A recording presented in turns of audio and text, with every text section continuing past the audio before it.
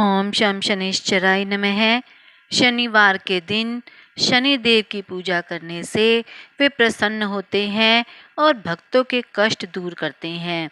जिनकी कुंडली में शनि दोष, शनि की साढ़े सती या ढैया होती है, उनको शनिवार का व्रत करना चाहिए और शनिवार व्रत कथा पढ़नी चाहिए। शनिदेव की कथा का श्रवण करने से सभी कष्ट दूर हो जाते हैं और शनिदेव की कृपा प्राप्त होती है। आज इस वीडियो में हम शनिवार व्रत कथा सुनेंगे। एक समय स्वर्गलोक में सबसे बड़ा कौन? इस प्रश्न पर 9 ग्रहों में वाद विवाद हो गया। विवाद इतना बढ़ गया कि आपस में भयंकर युद्ध की स्थिति बन गई। निर्णय के लिए सभी देवता देवराज इंद्र के पास पहुँचे और बोले, हे देवराज, आपको निर्णय करना होगा कि हम में से सबसे बड़ा कौन है। देवताओं का प्रश्न सुनकर देवराज इंद्र उलझन में पड़ गए। इंद्र बोले, मैं इस प्रश्न का उत्तर देने में असमर्थ हूँ। हम सब पृथ्वी लोक में उज्जैनी नगरी में राजा विक्रमादित्य के पास चलते हैं। देवराज इंद्र सहित सभी ग्रह उज्जैनी नगरी में पहुँचे। महल में पहुंचकर जब देवताओं ने उनसे अपना प्रश्न पूछा तो राजा विक्रमादित्य भी कुछ देर के लिए परेशान हो उठे, क्योंकि सभी देवता अपनी अपनी शक्तियों के कारण महान थे। किसी को भी छोटा या बड़ा कह देने से उनके क्रोध के प्रकोप से भयंकर हानि पहुंच सकती थी। अचानक राजा विक्रमादित्य को एक उपाय सूझा और उन्होंने विभिन्न धातुओं स्वर्ण, रजत, कांसा, तांबा, सीसा, रंगा, जस्ता, अभ्रक और लोहे के 9 आसन बनवाए। धातुओं के गुणों के अनुसार सभी आसनों को एक दूसरे के पीछे रखवाकर उन्होंने देवताओं को अपने अपने सिंहासन पर बैठने को कहा। देवताओं के बैठने के बाद राजा विक्रमादित्य ने कहा, आपका निर्णय तो स्वयं हो गया। जो सबसे पहले सिंहासन पर विराजमान है वही सबसे बड़ा है। राजा विक्रमादित्य के निर्णय को सुनकर शनि देवता ने सबसे पीछे आसन पर बैठने के कारण अपने को छोटा जानकर क्रोधित होकर कहा, राजा विक्रमादित्य, तुमने मुझे सबसे पीछे बैठाकर मेरा अपमान किया है। तुम मेरी शक्तियों से परिचित नहीं हो। मैं तुम्हारा सर्वनाश कर दूंगा। शनि ने कहा, सूर्य एक राशि पर 1 महीने, चंद्रमा 2.25 दिन, मंगल 1.5 महीने, बुध और शुक्र 1 महीने, बृहस्पति 13 महीने रहते हैं, लेकिन मैं किसी राशि पर 7.5 वर्ष तक रहता हूँ। बड़े बड़े देवताओं को मैंने अपने प्रकोप से पीड़ित किया है।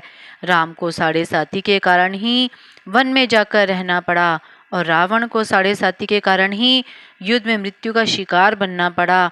राजा, अब तू भी मेरे प्रकोप से नहीं बच सकेगा। इसके बाद अन्य ग्रहों के देवता तो प्रसन्नता के साथ चले गए, लेकिन शनिदेव बड़े क्रोध के साथ वहां से गए।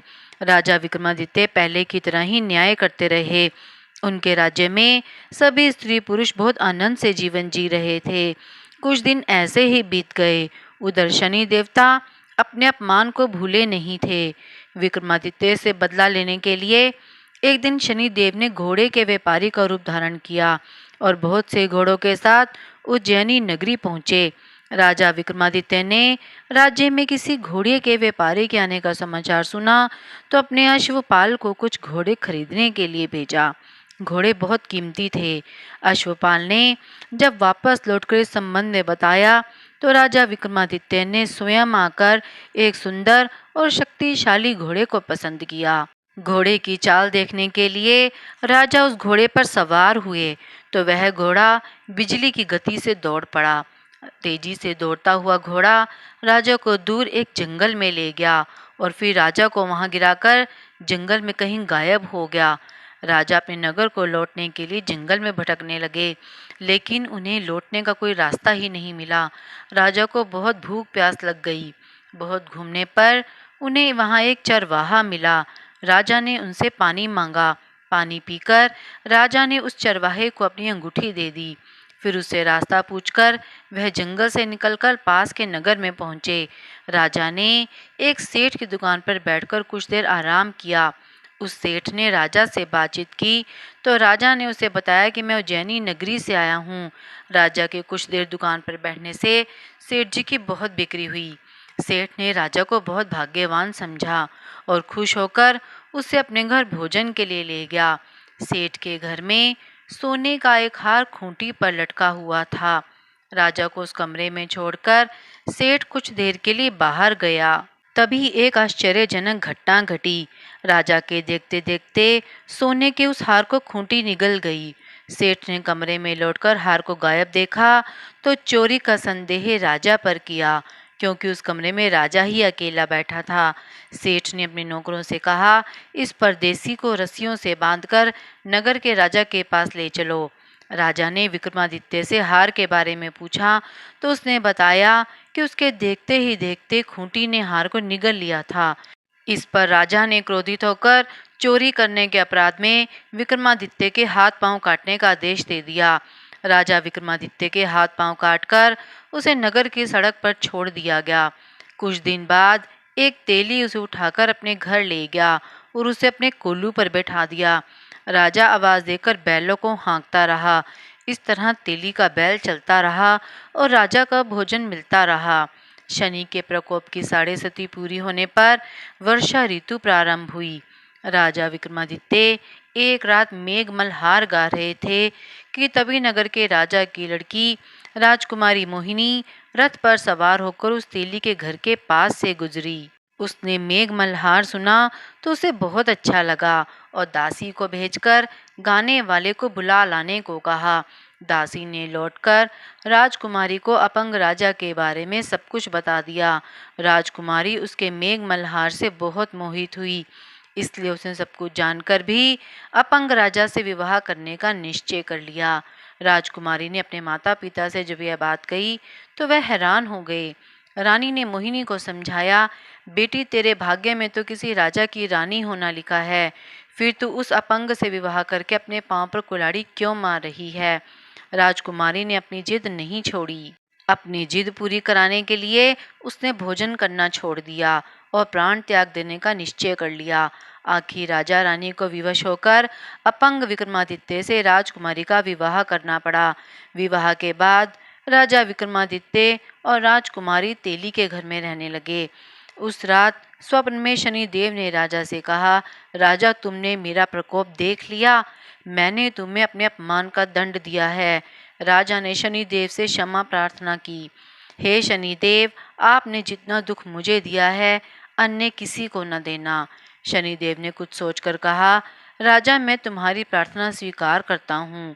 जो कोई स्त्री पुरुष मेरी पूजा करेगा, शनिवार को व्रत करके मेरी व्रत कथा सुनेगा, उस पर मेरी अनुकंपा बनी रहेगी। प्रातःकाल राजा विक्रमादित्य की नींद खुली तो अपने हाथ पांव देखकर राजा को बहुत खुशी हुई। उसने मन ही मन शनि महाराज को प्रणाम किया। राजकुमारी भी राजा के हाथ पांव सही सलामत देखकर आश्चर्य में डूब गई। तब राजा विक्रमादित्य ने अपना परिचय देते हुए शनिदेव की प्रकोप की सारी कहानी सुनाई। सेठ को जब इस बात का पता चला तो दौड़ता हुआ तेली के घर पहुंचा और राजा के चरणों में गिरकर क्षमा मांगने लगा। राजा ने उसे क्षमा कर दिया, क्योंकि यह सब तो शनिदेव के प्रकोप के कारण हुआ था। सेठ राजा को अपने घर ले गया और उसे भोजन कराया। भोजन करते समय वहां एक आश्चर्यजनक घटना घटी। सबके देखते देखते उस खूंटी ने हार उगल दिया। सेठ जी ने अपनी बेटी का विवाह भी राजा के साथ कर दिया और बहुत से स्वर्ण आभूषण धन आदि देकर राजा को विदा किया। राजा विक्रमादित्य राजकुमारी मोहिनी और सेठ की बेटी के साथ उज्जैनी पहुंचे तो नगर निवासियों ने हर्ष से उनका स्वागत किया। अगले दिन राजा विक्रमादित्य ने पूरे राज्य में घोषणा कराई कि शनिदेव सब देवों में सर्वश्रेष्ठ हैं। प्रत्येक स्त्री पुरुष शनिवार को उनका व्रत करें और व्रत कथा जरूर सुने। राजा विक्रमादित्य की घोषणा से शनिदेव बहुत प्रसन्न हुए। शनिवार का व्रत करने और व्रत कथा सुनने के कारण सभी लोगों की मनोकामनाएं शनिदेव की अनुकंपा से पूरी होने लगी। सभी लोग अनंत पूर्वक रहने लगे। शनिवार की व्रत कथा संपूर्ण हुई। अगर आपने अभी तक मेरे चैनल को सब्सक्राइब नहीं किया है तो आप मेरे चैनल को सब्सक्राइब करें ताकि आपको मेरे आने वाली वीडियो की नोटिफिकेशंस मिलती रहें। आप मेरी वीडियो को ज़्यादा से ज़्यादा लाइक और शेयर करें।